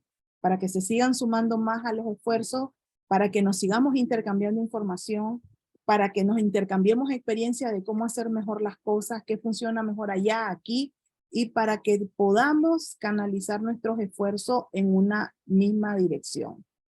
Entonces, esta estrategia de comunicación que hoy está impulsándose, construyendo y que ya inició, obviamente va a tener como objetivo principal que la red tenga una mayor cobertura de divulgación. Veo un número determinado de personas conectadas y les digo, estoy seguro que todos los que estamos conectados hoy estamos convencidos de lo que estamos hablando, pero fuera de los que estamos conectados hoy, tenemos que convencer a millones de personas porque la laúd puede ser un elemento de la naturaleza muy importante que puede incidir en una caída de las pesquerías, que puede incidir en el equilibrio de los ecosistemas. Entonces, si nosotros somos los convencidos, necesitamos empezar a salir de nuestro esquema de investigadores y comenzar a también compartir información con los que no están convencidos. Y para eso para eso llegaríamos a lograr tener mayores aliados, más personas que estén entendiendo y facilitando la implementación de las acciones. Aquí podemos ver, por ejemplo, como parte de esta primera estrategia de comunicación construida, tenemos 2 hashtags que estamos publicando mucho, ¿verdad? En las redes sociales, unidos por la laúd y todo nido cuenta. Hay gente que me dice, pero en mi playa solo han habido 2 o 3 nidos. 2 o 3 nidos que en este momento, en el estado que está la laúd, son fundamentales que sean protegidos. Por otro lado, hay un proyecto piloto que se está llevando también en términos de comunicación con la Comisión Interamericana de Tortugas Marinas. El objetivo fundamental es cómo traducimos la información que a veces puede ser difícil de procesar, difícil de entender o difícil de recordar, pero que es fundamental. Imagínense una resolución de la tortuga laúd, la cual tenemos que entender en poco tiempo y se la tenemos que transmitir a un embajador que no sabe nada de tortugas. Un ejemplo. Entonces, estamos tratando de poner traducción científica en donde se facilite a los tomadores de decisiones, a los voceros de los países, transmitir este tema, que facilite entender este tema, y es el material que se va a estar generando, ¿verdad?, junto con la Comisión Interamericana de Tortugas Marinas. De igual forma, Las redes sociales se ha estado trabajando de forma más intensa, generando ilustraciones con los temas fundamentales que consideramos es necesario de que llegue a más población, a más gente. Como parte de este proceso, y ya decía Brian al inicio, Brian y yo somos los coordinadores interinos de la red Laudopo, pero no queremos que aparezca solo Brian y Belki, sino que queremos que aparezcan otras personas, otros miembros que se transformen en voceros en sus países de la información que queremos transmitir. Pero en redes sociales a veces no todos tenemos el tiempo ni la oportunidad de hacerlo, o a veces nos da pena. Y es así que creamos esta hermosa mascota que para la red, se las presento para quienes no lo conocían todavía, llamada Laudita. Y quisiera, ¿verdad?, hacer mucho énfasis y mucho honor, con mucho orgullo lo decimos y lo elegimos. Nuestra mascota fue asignado su nombre, pues, en honor a la doctora Laura, que tiene muchísimos años de trabajar, yo creo que gran parte de su vida por trabajar por la recuperación de la tortuga laúd. Entonces, Lau de Laura y Dita, pues un diminutivo de cariño. Entonces, doctora Laura, no sé si está conectado, pero siempre mi respeto y mi admiración por su trabajo y feliz de que Laudita sea de alguna forma también la representación de educación y de seguir, ¿verdad?, transmitiendo la relevancia de este tema, la relevancia que realmente lo tiene. Así que felicitaciones México, que tienen una heroína definitivamente por las laúd. Bueno, Laudita, su objetivo principal, ¿verdad?, educativo, es el vocero de la red. Queremos que de alguna forma cree ese lazo entre la psiquis de las personas, ¿verdad? Es una representación de una hembra adulta, no una pequeña, y que en algún momento, además de educar, pueda hacer llamado de atención a temas relevantes o problemáticas que enfrenta la laúd. Estos son imágenes que no voy a estacionarme mucho, solo para que tengan una idea de lo que se ha venido trabajando en comunicación. Hay diapositivas informativas para que todos los que quieran ir a la biblioteca y absorber información, todos los documentos son de libre descarga. También frases motivadoras, no estamos solos, estamos, ¿verdad?, desde diferentes países, de diferentes puntos, pero trabajando juntos. Y una de las cosas que han tenido más auge en las redes sociales es las cortonoticias, estar atento de cuáles son los últimos acontecimientos sobre la especie. Este es uno muy importante que tiene que ver con modelos que se están generando, modelos de conservación para saber cuáles son más efectivos, gracias a la cooperación entre la CID, entre la CIAT, y están aplicando el modelo que se llama Easy Fish. Y bueno, pues esperamos que pronto nos puedan compartir detalles de los resultados, también la actualización de la resolución que fue el año pasado en nuestro hermoso país de Panamá. Saludes a la gente de Panamá que esté conectado.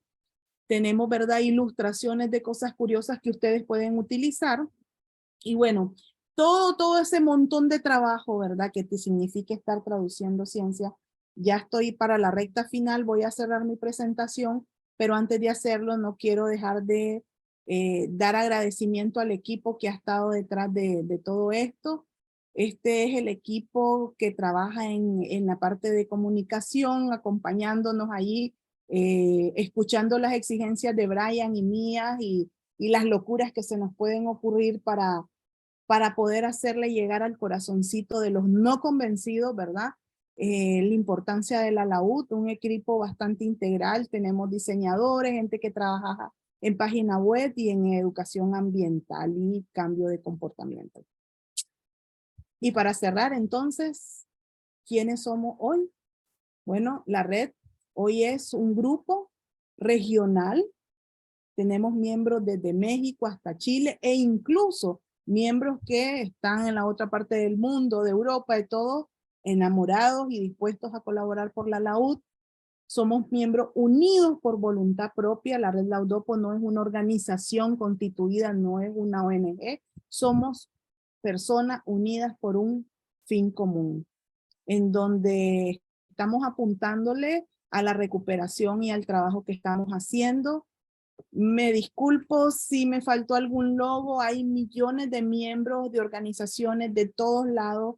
Es difícil tener 80, 70, 60 miembros, pero traté de agarrar los que pude, ponerlos y decirles a todos gracias, muchas gracias por su trabajo de parte de Brian, de la Audita y de mi parte. Muchísimas gracias a todos.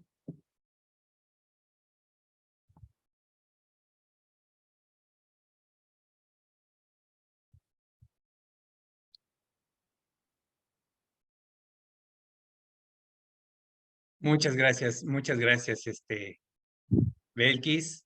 Qué bonita la plática. Pues creo que no los engañé, que iba a ser una plática muy rica, muy bonita. Y como les dije, pues es como les decía en la promoción de la plática, pues es un ejemplo esta plática del 2x1 de esta cohesión que promueve la red Laudopo, de la cual me siento muy orgulloso, por cierto, de pertenecer. Y bueno, pues muchísimas gracias.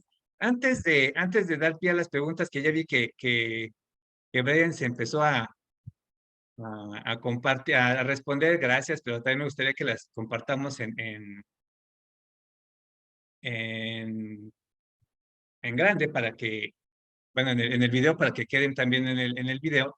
Les quiero hacer un pequeño comercial. Recuerden que la próxima semana, el próximo sábado a la misma hora, 5 p.m. de la Ciudad de México, vamos a tener la tercera sesión el ciclo de conferencias. Ahora nos va a acompañar el doctor Peter Dutton, que, bueno, nos va a hablar un poco de estos esfuerzos que a veces hacemos todos sobre estar tomando muestras de genética y estar ahí correteando a las tortugas para ponerles transmisores, cómo se han aprovechado y qué hemos aprendido de todo este esfuerzo que hemos hecho en tantos lugares al mismo tiempo, ¿no?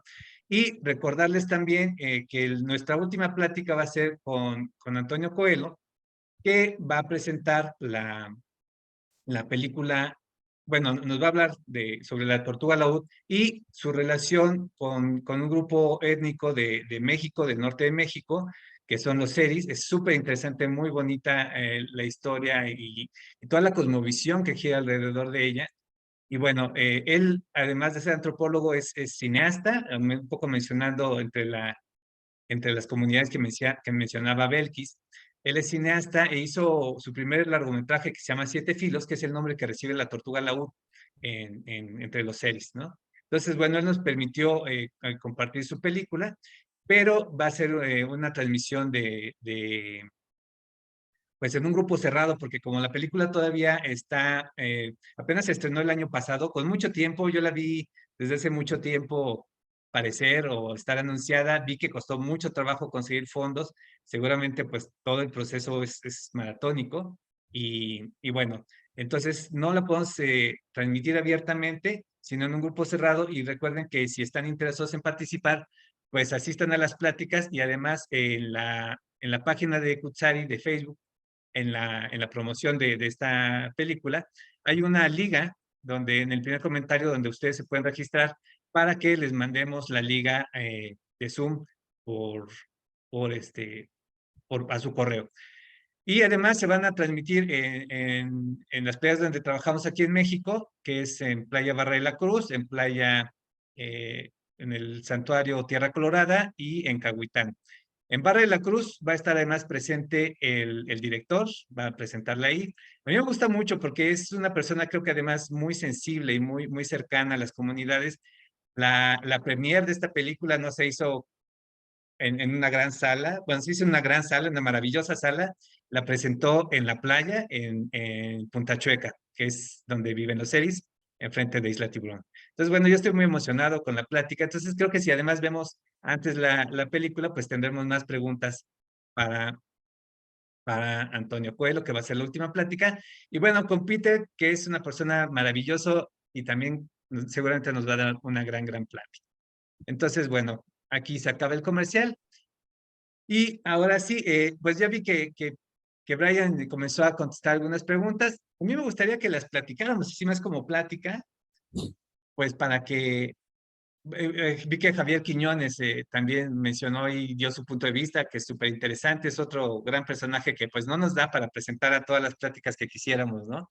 Pero bueno, no sé, Brian, si quieres empezar a platicar. Y no he visto de para ver, pero tengo otro par de preguntas por si acaso. Entonces, Brian, ¿qué piensas? Sí, muchas gracias, Arturo.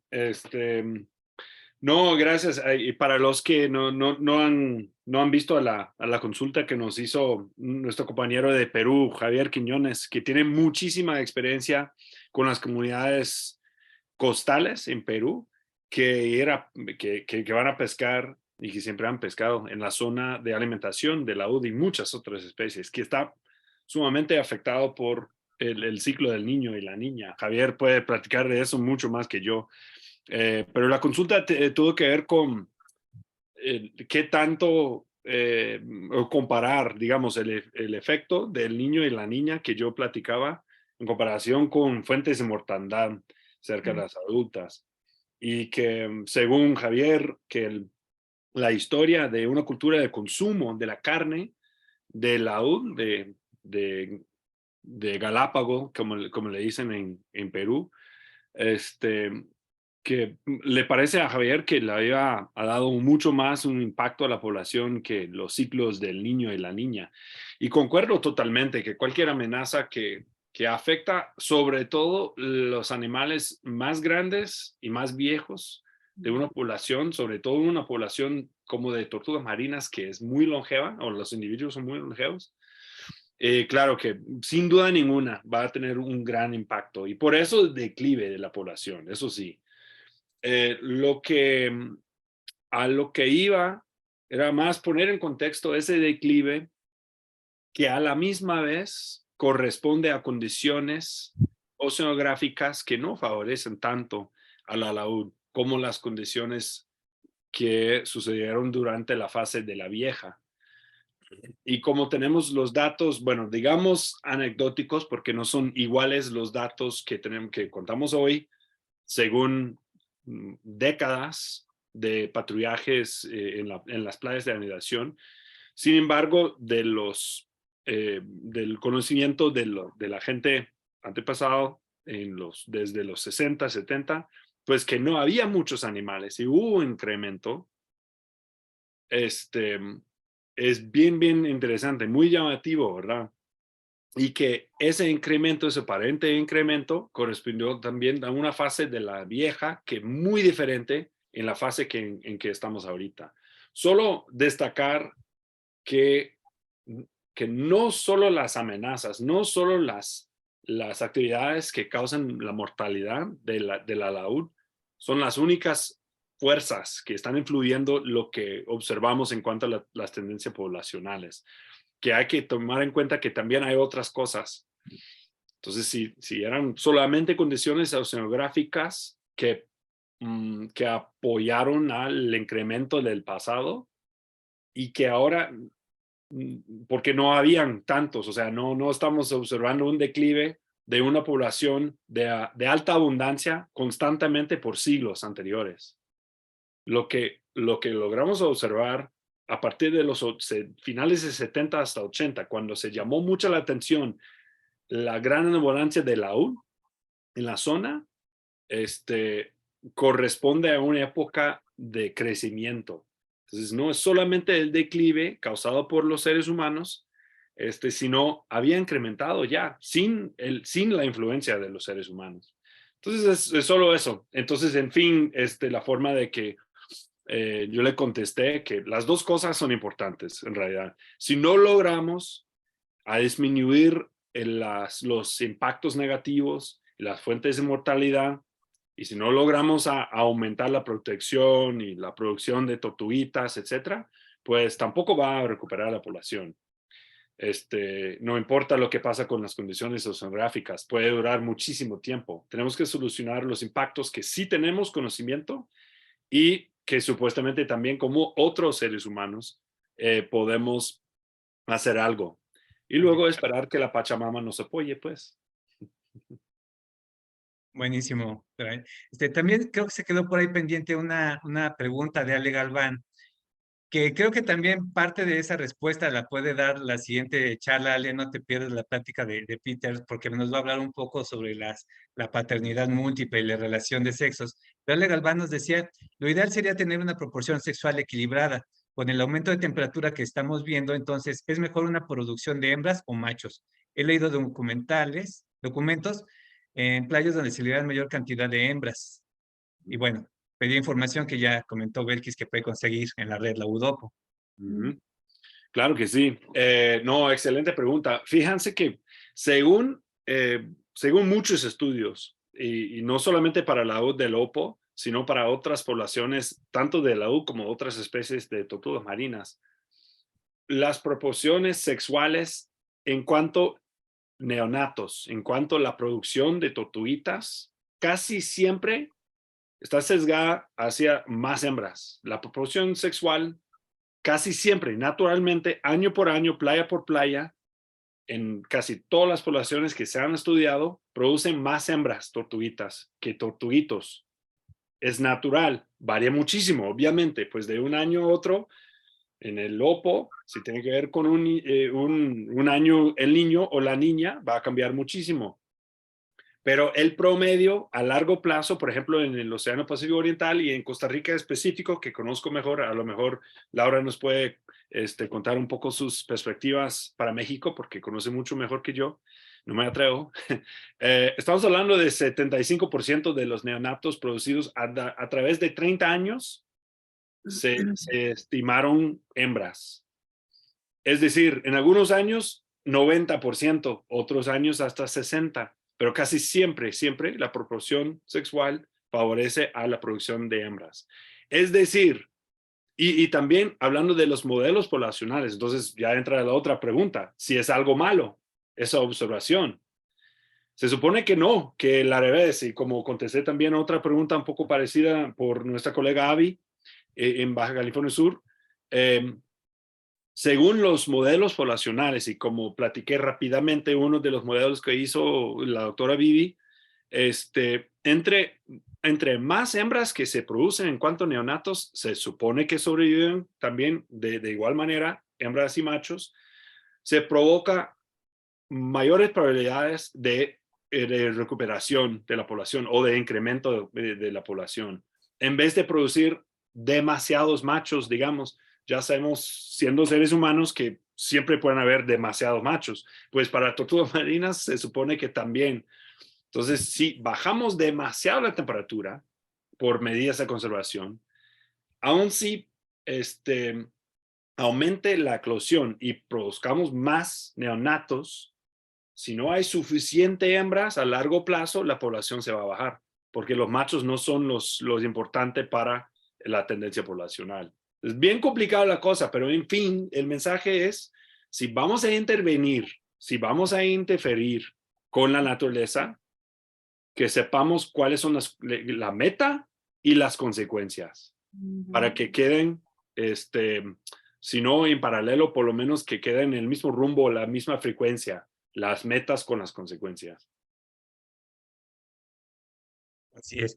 Bueno, y Cristina Ordóñez nos comentaba, interesante, Brian, como sabes, estoy en el Caribe de Panamá. Saludos, Cris, por cierto. Ah, y Cris, no sé si quieras aprovechar para dejar en el chat. Me pareció ver que necesitaban voluntarios o técnicos. Ahí si nos quieres dejar un mensaje para la audiencia, pues aprovecha el foro, por favor. Pero bueno, Cristina nos decía, como sabes, estoy en el Caribe de Panamá y la gente mayor me decía que antes no tenía tantas válvulas, solo carey, y fue la época de una matanza y saqueo de carey y un poco veían más válvulas en las playas.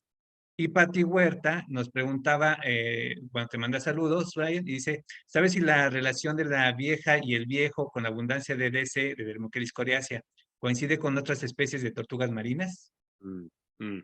Excelente. Pues primero aprovecho, de hecho, a saludar a todos, obviamente, pero a Cristina, porque se me fue por encima enseñarles que esa persona que realmente está haciendo la chamba verdadera en esa foto es la misma Cristina. Yo ahí como frenado en las luces, ¿verdad? Como como un poco confundido, ¿verdad? Congelado, observando casi nomás. Y ahí está haciendo mucha chamba Cristina, capacitándome en cómo trabaja en la playa. Ojalá que Chris me pueda apoyar, que en algún momento sí aprendí mucho de ella y hice un buen trabajo de vez en cuando. Pero sí, no, y la consulta de Cristina es importantísima, aunque no se trata del Pacífico Oriental.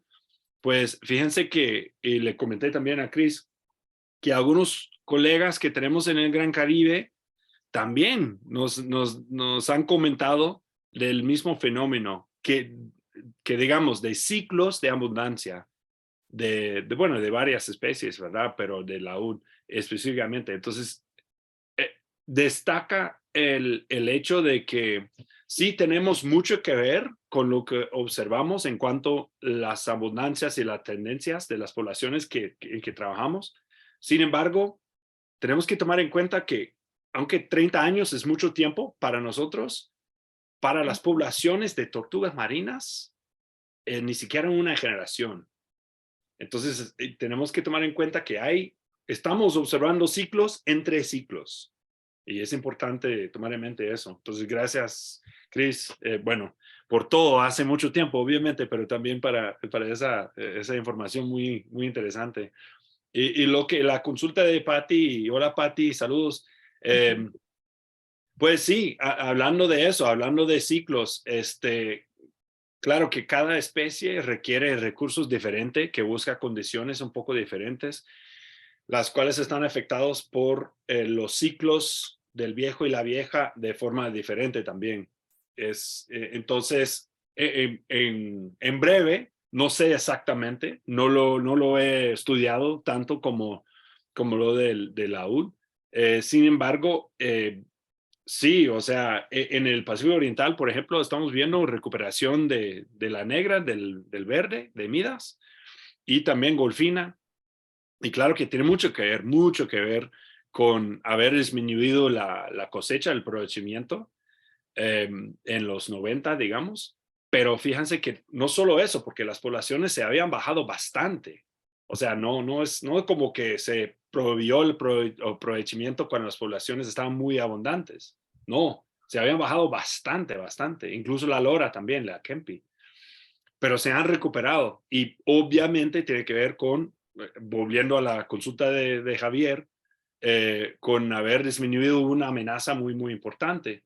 Sin embargo, sí me atrevo a decir que las condiciones oceanográficas o las condiciones ambientales en los sitios donde vivan las otras especies, parece que sí están favoreciendo un crecimiento tanto al nivel de individuo como al nivel poblacional.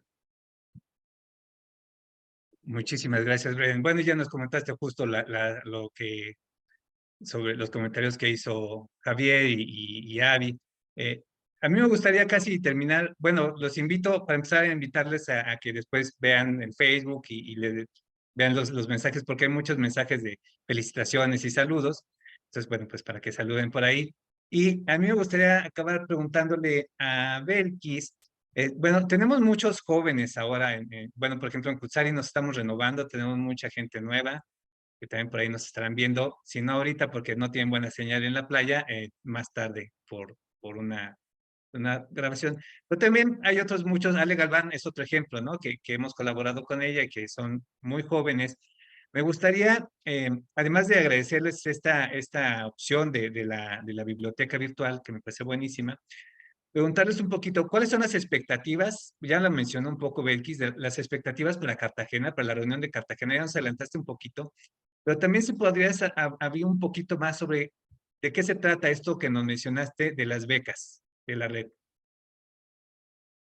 Ok. Bueno, como mencionaba, una de las oportunidades que creo que ha habido es el hecho de que los miembros puedan tener acceso a pequeñas becas que les permite hacer acciones inmediatas en las playas de anidación, pero además también a veces participar en eventos regionales, ¿no? No siempre están disponibles, pero hay momentos, sobre todo, por ejemplo, cuando está la parte del simposio internacional o tenemos algunos talleres regionales, donde necesitamos realmente la participación de esta diversidad de personas de miembros, pues entonces a través de la red Laudopo se puede colaborar. Por otro lado, el hecho de que, bueno, la sinergia que se crea en las reuniones permite crear y establecer alianzas, ¿no? Entre los miembros y entre las organizaciones, y estas alianzas de alguna forma generan posibles proyectos que se puedan presentar, y la red Laudopo siempre, ¿verdad?, está dispuesto a ayudar. A veces hemos generado cartas de apoyo y de recomendación que son muy bien vistas por donantes, porque saben de que las iniciativas que se están impulsando en el proyecto están conectadas al plan de acción, en donde se establecen, ¿verdad?, las acciones prioritarias. Muchas gracias, Becky. Y bueno, debo decir que a mí me sorprendió mucho y lo agradezco, lo entiendo, el que hayas presentado a tu equipo, porque, bueno, el equipo, porque yo sí decía, ¿a qué hora se da tiempo esta mujer para hacer tantísimo difusión? Que es muy importante, como dices. Y bueno, yo no sabía que había un grupo tan grande detrás. Muchas felicidades a todos, por cierto. Gracias, gracias. Me gustaría abordar rápidamente solo un tema que creo de que es importante y no debe de estar fuera del radar. Javier en algún momento lo mencionó entre sus consultas, entre sus comentarios, y es el hecho, ¿verdad?, de que entre las diversas amenazas que tiene la laúd, todavía hay zonas en donde la laúd es retenida, ya sea por consumo o por uso, ¿verdad?, para elementos de medicina. Entonces, ese es un tema, son temas muy delicados, pero que también requiere el análisis, la investigación, el estudio de las motivaciones, ¿verdad?, de las personas, del uso de un recurso natural, y también de las implicaciones, ¿verdad?, de que las personas no tengan el acceso a ese recurso. Ese es un elemento que de hecho es de algunas de las líneas de investigación que están también establecidas en el plan de acción.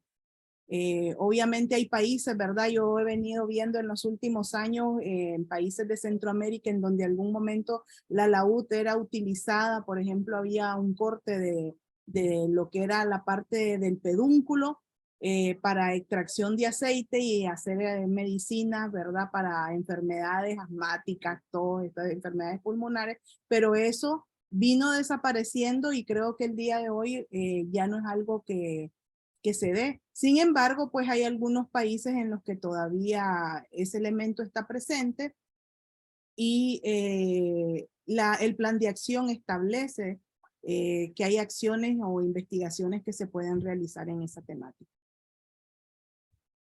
Muchísimas gracias. Bueno, hay un par de comentarios más. Dice Javier, yo también pienso que la gran carga calórica de las presas en sus sitios de reclutamiento como Paracas, anémonas, medusas y ovas de pejerrey, en conjunto con mayor frecuencia de niños modoki, están influenciando positivamente en la recuperación de la tortuga negra.